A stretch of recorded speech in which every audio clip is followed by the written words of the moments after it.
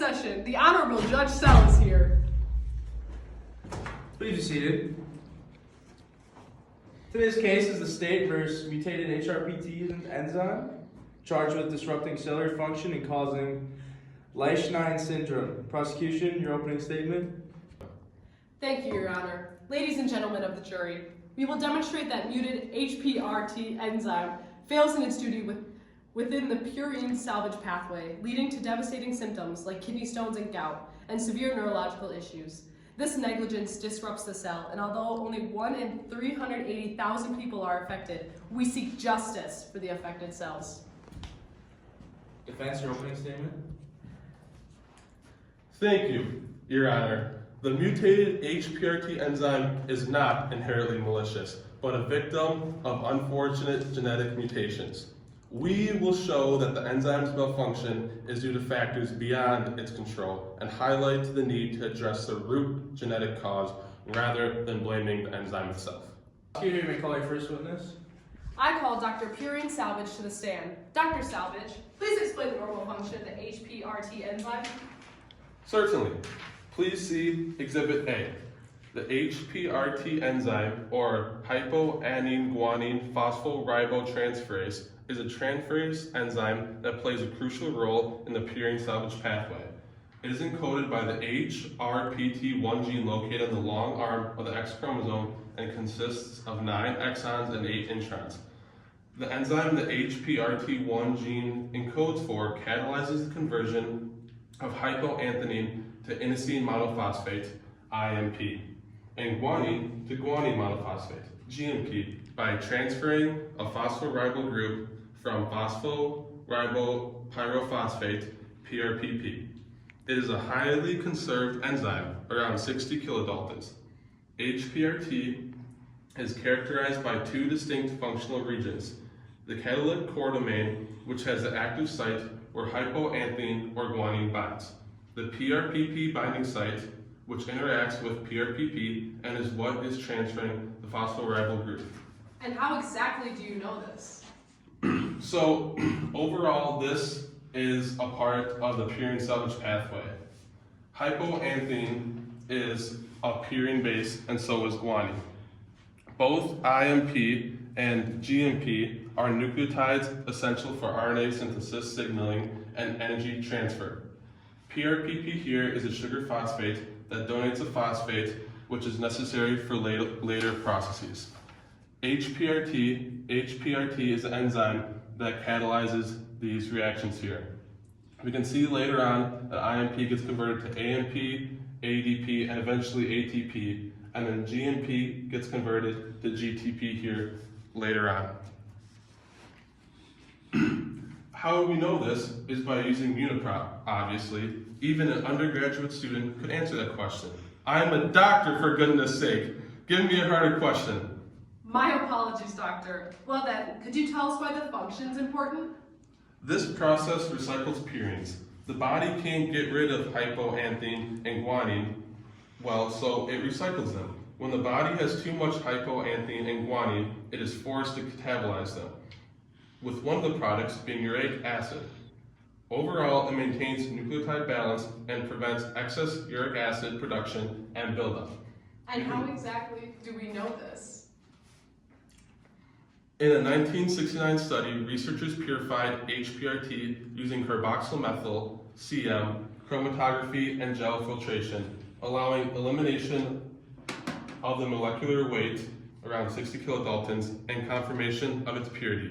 The enzyme activity was assayed by mixing purified enzyme with labeled substrate and monitoring the formation of nucleotide products using chemotographic separation and acetylation counting. They found that mutations in HPRT1 led to structural disruptions that reduce substrate binding affinity or catalytic efficiency. Please stop it. English, please? They purified the enzyme with this material called CM that acted like a strainer with specific negatively charged groups that allowed HPRT to stick. They then ran a gel to make sure that there was nothing else but HPRT. They would have saw bands on many different locations with different weights if their sample was not pure, because this would be indicative that there were multiple different proteins because of different weights. They then used then to see if the enzyme was working, they gave it specific food or substrate and measured the outputs with the help of tools like chromatography. What happens when HPRT is mutilated or mutated? A mutated HPRT cannot efficiently catalyze these reactions, leading to an accumulation of PRPP, hypoanthine, and guanine, which is normally used in the purine salvage pathway. But when the pathway can't be catalyzed, the buildups of these three molecules cause the body to have to metabolize them, which causes a product of uric acid. These results in excessive uric acid are kidney stones and gout. In the same study as mentioned before, mutated enzymes show low residual activity, 0.004% in severe cases. This was demonstrated through enzyme assays. In regards to the signaling, the researchers used a radioactive version of hypoanthine, one of the substrates, which acted as a tracker. After allowing the cells to process the hypoanthine, the researchers extracted the contents and separated these molecules using chromatography. The amount of radioactivity in the separated nucleotide products, like IMP, was measured using a saturation counter. This instrument basically detects the radiation given off.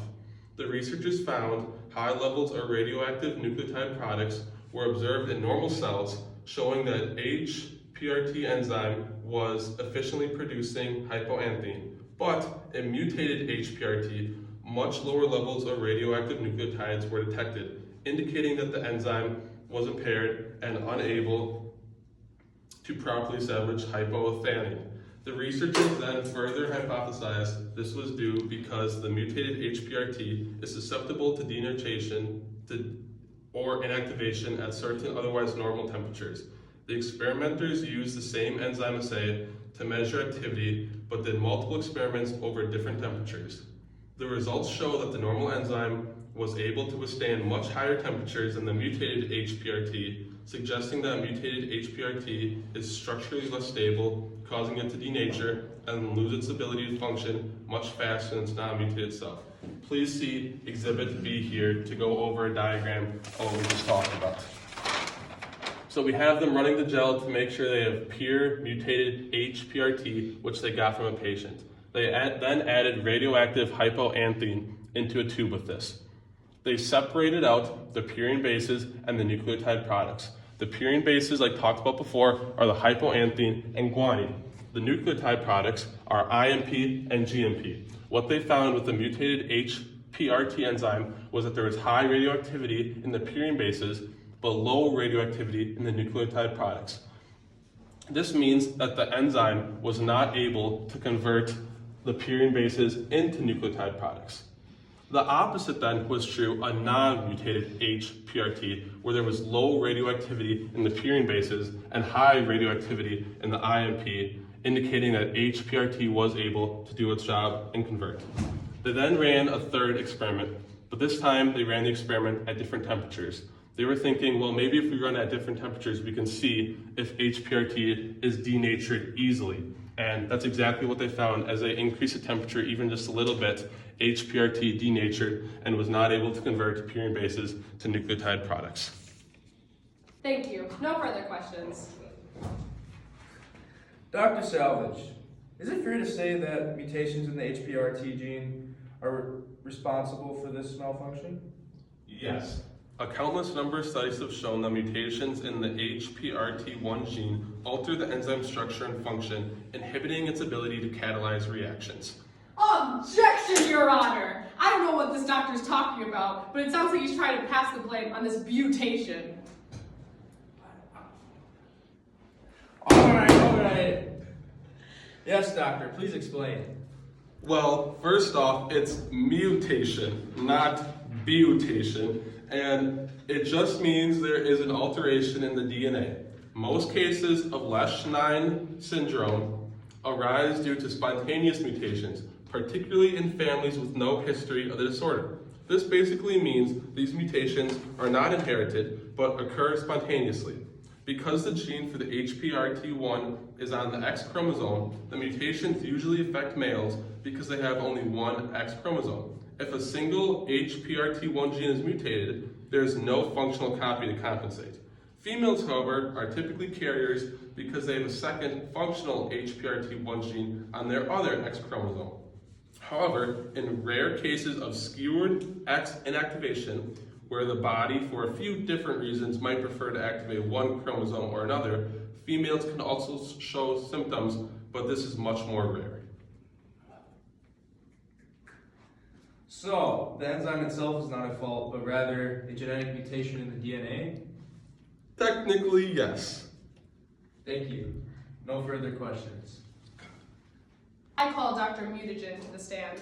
Dr. Mutagen, please discuss the impact of mutations on HPRT.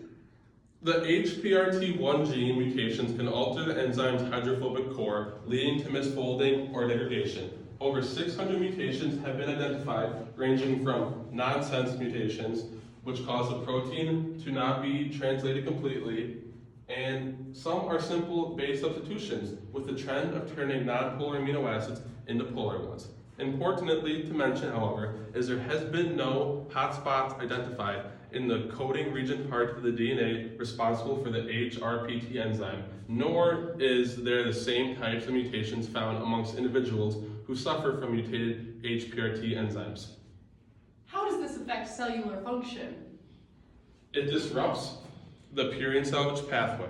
The mutated protein or altogether missing protein, due to it being targeted by ubiquitin in the cytosol for degradation via proteasome, can lead to a decrease in HPRT's ability to bind to hypoanthine and guanine, or not be able to bind altogether due to the protein being completely absent.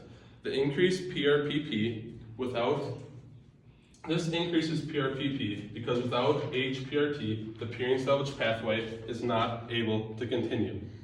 Excess purines degrade into uric acid, causing the symptoms seen in Lesch syndrome. The cell constantly needs PRPP. To make it, you need ATP and ribose 5-phosphate. However, the conditions that need this require ATP. The cell continues to make PRPP utilizing up its ATP.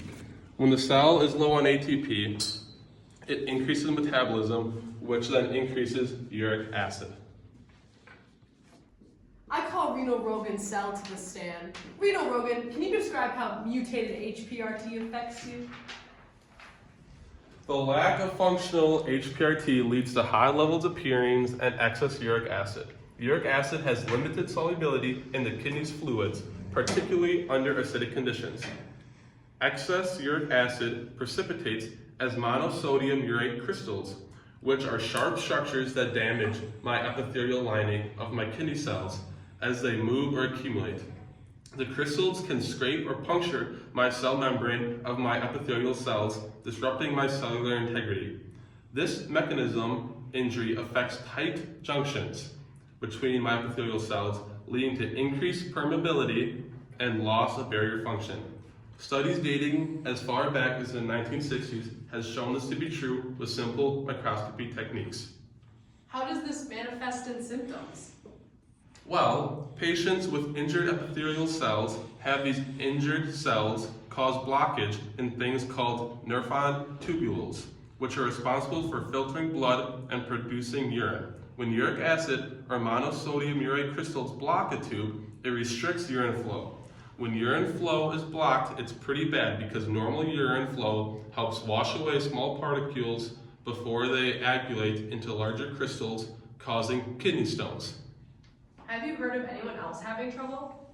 Well, now that you mention it, my buddy, the mitochondria, has been complaining about reactive oxygen species, ROS, for a while now.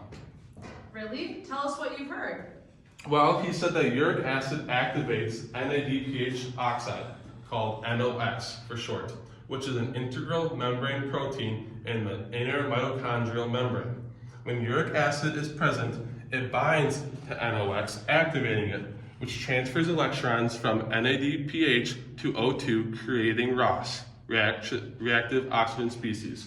ROS are normally needed in controlled small amounts that act as secondary messengers in other pathways.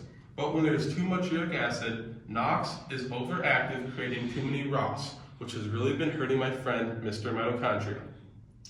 Mr. Mitochondria is really insecure and has been blaming himself for his problems.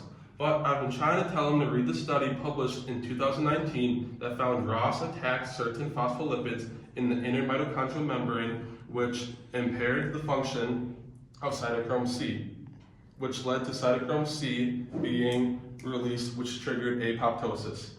The researchers found this out by isolating mitochondria and exposed them to ROS and measured maldialdehyde, MDA, which gave them insights about lipid peroxidation.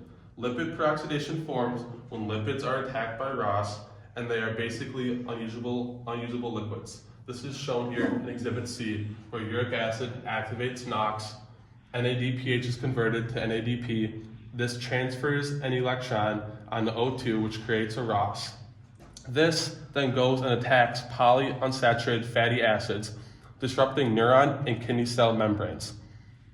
When a ROS attacks polyunsaturated fatty acids, it creates MDA, which the researchers were able to identify and measure quantitatively. Alright. Renal Rogan cell. So, were there any treatments that can alleviate your stress? Treatments like albuterol reduce uric acid levels, but they have bad side effects.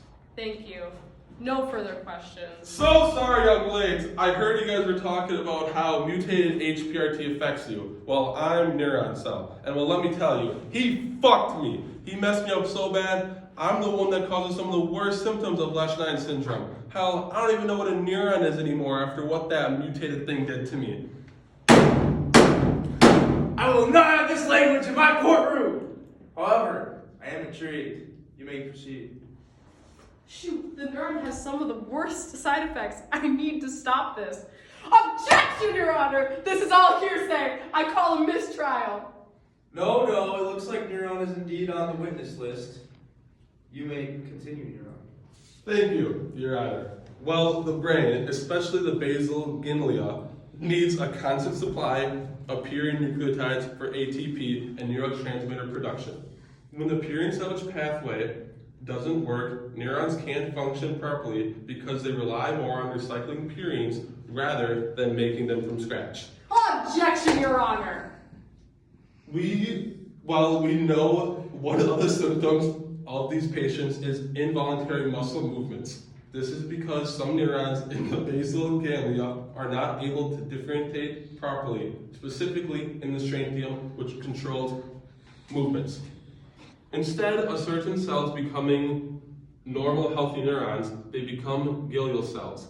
These cells are important, however, the body needs both. A transcription factor, SOX2, was noticed to be dysregulated, which is what is responsible for ultimately determining if a neuron proteinuria cell, which is an only slightly differentiated cell, becomes a glial cell or neuron. Please see Exhibit D. When SOX2 was dysregulated, this led to an increase of glial cells and a decrease in neuron cells. Although glial cells have their own role in the brain needs some neuron cells to send signals back and forth. When neurons are missing, the brain's ability to send signals is significantly altered. The researchers who found this used embryonic stem cells and knocked down HPRT via RNA interference. These cells were then able to be differentiated into the neuron progenitor cells, as mentioned before, which are the precursors to gingial cells and neurons. By utilizing PCR for SOX2 gene, Western blotting to detect the presence and amount of SOX2 proteins, and immunofluorescence staining with specific antibodies for SOX2 and neuron and glial cells, the researchers found abnormal SOX2 expression and an increase in glial cells and a decrease in neurons. We can see here when there's an increase in SOX2, the neural progenitor cells get differentiated into glial cells. When there's not much SOX2, they become neuron cells. So all this means what? Well, it all means that patients with Lesch syndrome have an inadequate amount of neurons, specifically in the basal ganglion region, which is responsible for muscle control. This leads to abnormal brain functions in the region, leading to abnormal, involuntary muscle movements, causing self-induced injury. Thank you. No further questions. I call normal HPRT enzyme to the stand. Please explain your normal role in the cell. I function in the cytosol, helping the purine salvage pathway by converting hypoanthine and guanine into IMP and GMP. I interact with these substrates via random diffusion. If I am completely honest, I do not fully understand how I interact with hypoanthine and guanine or my specific domains or motifs which do. However, I am aware of my phosphorybotransferase type 1 domain which binds to PRPP, which takes PRPP's ribophosphate group off and attaches it to either inosine monophosphate or guanine monophosphate, depending on the substrate. I am aware, however, though, that I am a very conserved enzyme present in many different organisms. One of these organisms being Salmonella tryptophyrium, which researchers have looked at and found that an active site utilizing hydrogen bonds stabilizes the substrate's phosphate groups. This was able to be concluded due to inducing site-specific mutations that inhibited these processes. So you must have two active sites then, one for being hypoxanine and another for binding guanine? Well, actually no, the same researchers as talked about before found in Salmonella tryptophyrium, HPRT only has one active site, which then undergoes a conformational change by PRPP binding to the allosteric site, which increases HPRT's affinity not just for hypoanthine or guanine, but rather for a purine with an ortho or thio group at position 6. Please look at Exhibit E where we can see this position on the two substrates. Hypoanthine and then guanine. How do you reach your subcellular location? I'm synthesized by free ribosomes in the cytoplasm and remain there after folding, interacting with the substrates through random diffusion. Currently, there are no indicators of microtubule transport or post-translational translocation. What? That's all you can give me? Certainly there must be more to you than just being made in the cytosol and staying in the cytosol. How do you stay there? In the random diffusion? Do you really expect me to believe that's how you interact with your substrates? Yes, it is all true. I lack specific signal sequences that might direct other proteins to other locations, like the rough ER nucleus. However, although I do not have any specific signal sequences, I do have translation initiation factors that help me out when I am just a baby messenger RNA find a ribosome. Once in the cytosol, I stay in the cytosol. I think of it as what happens in Vegas stays in Vegas, or that's what my teacher once taught me. Okay. Do you require any special signals to function? No, I naturally reside in the cytosol without needing specific signals. And you express higher in some areas of the body over other areas? Yes, in cells with high purine turnover like the brain and kidney cells, I am more abundant. However, I am pretty widely expressed. All sorts of cells need to recycle purines. Why do brain and kidney cells require higher purine turnover compared to other cells? Well, as mentioned before, normal functioning of the purine salvage pathway eventually leads to ATP. Neurons consume a lot of energy. The salvage pathway is critical for tissues like the brain, where purine demand is high. And kidney cells, oh my gosh, well, they're the working dogs who are responsible for getting rid of uric acid. So I figured I'd help my boys out down there to help them maintain the levels of uric acid. I now call mutated HPRT enzyme to the stand. Mutated HPRT, can you tell us what happened? Due to mutations in my gene, my structure is altered. I can't bind PRPP effectively or catalyze reactions, despite my intention to perform correctly. Are you responsible for the mutations? No, the mutations occur at a genetic level beyond my control. Although I am necessary for normal body functioning because my absence leads to Lesch syndrome, I am not sufficient because other enzymes, pathways, and cellular components are required to maintain overall metabolic and neurological balance. Thank you, but mutated HPRT, you're not looking too good. And what's that tail on you? Oh, shoot, yeah, I don't feel too good. I just feel like I'm falling apart. And this tail, yeah, that's new. I'm not really sure what that is. Someone in the audience whispers, "Oh my gosh." That tail is ubiquitous. He's about to get recycled by a protozoan. When HPRT is mutated and misfolded, it exposes hydrophobic regions that are normally buried inside the protein. These act as a signal for ubiquitin to bind, which is a small protein that basically puts a tag on the protein to be destroyed by a proteasome, the cell's recycling center. No further questions, you can take a break. Might be the last. Both sides may now present their closing arguments. Your Honor, the evidence is clear. Mutated HPRT enzyme's failure disrupts essential pathways, leading to severe symptoms in patients. We must hold it accountable for the harm caused. Your Honor, members of the jury, mutated HPRT enzyme is a victim of circumstance. The true culprit is the genetic mutation. Punishing the enzyme won't solve the problem. Instead, we should focus on pharmacological strategies to mitigate the effects. Go. The enzyme's malfunction affects people severely, but it's due to mutations. Agreed. They suffer from excess uric acid, but the enzyme isn't to blame. Perhaps we should focus on solutions rather than assigning the blame! Has the jury reached a verdict? Yes, Your Honor. We find the mutated HPRT enzyme not guilty due to lack of control over genetic mutations. Very well. It is clear that addressing the underlying genetic issue is important. Court adjourned.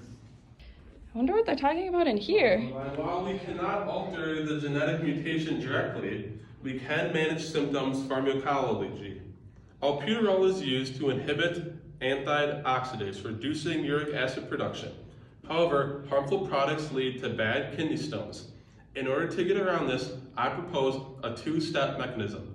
Taking a bird's eye view of the purine pathway, we can see not too far away from hypoanthine conversion to IMP is adenosine converted to inosine by the protein adenosine deaminase, ADA, which recognizes the region of adenosine right here.